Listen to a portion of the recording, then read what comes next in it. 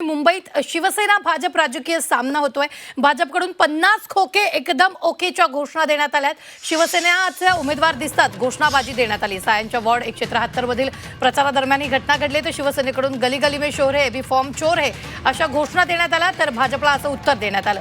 शिवसेना आणि भाजपमधील संघर्ष वाढण्याची शक्यता आहे। मुंबईत युती असली तरी वॉर्ड 173 मध्ये शिवसेना भाजप आमने सामने आलेले आहेत।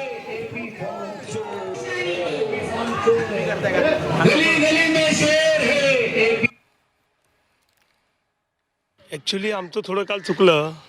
आम्हाला तशी घोषणा द्यायला नाही पाहिजे होती। ॲक्च्युली जी ओरिजिनल घोषणा होती ती द्यायला पाहिजे होती। 50 खोके असं नाही, पण नक्कीच 11 खोके एकदम ओके अशी घोषणा आम्ही त्यांना त्यावेळी द्यायला पाहिजे होती। आणि आम्ही आता पण देऊ 11 खोके 11 खोके। त्याचं कारणच एवढं आहे की त्यांनी जे ह्या महापालिकेमध्ये जो अहवाल द्यायला लागतो, आपली एकूण जंगम प्रॉपर्टी द्यावी लागते, ती प्रॉपर्टी त्यांनी संपूर्ण प्रॉपर्टी, एक सर्वसामान्य मुलगा जो झोपडपट्टीमध्ये राहत होता, आज त्यांनी संपूर्ण प्रॉपर्टी आपली जी जंगम मालमत्ता दाखवली ती 11 करोड रुपये दाखवली।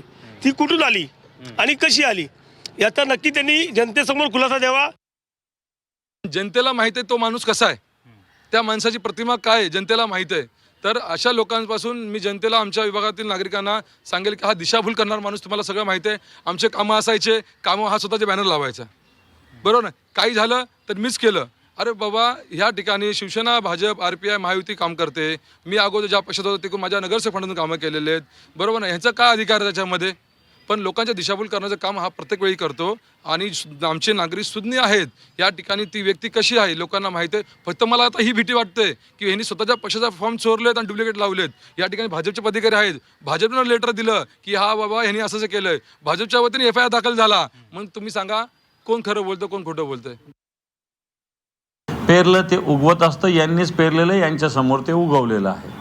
50 खोके एकदम ओके ही घोषणा आम्ही देत होतो, आता भारतीय जनता पार्टी देते। मधल्या काळामध्ये आमचे मराठवाड्यातल्या हिंगोलीच्या आमदारांनी सुद्धा हीच घोषणा शिंदे गटाविषयी दिली होती, 50 खोके एकदम ओके। आता सुद्धा खोके शिवाय दुसरं कोणतंच काम चालू नाही।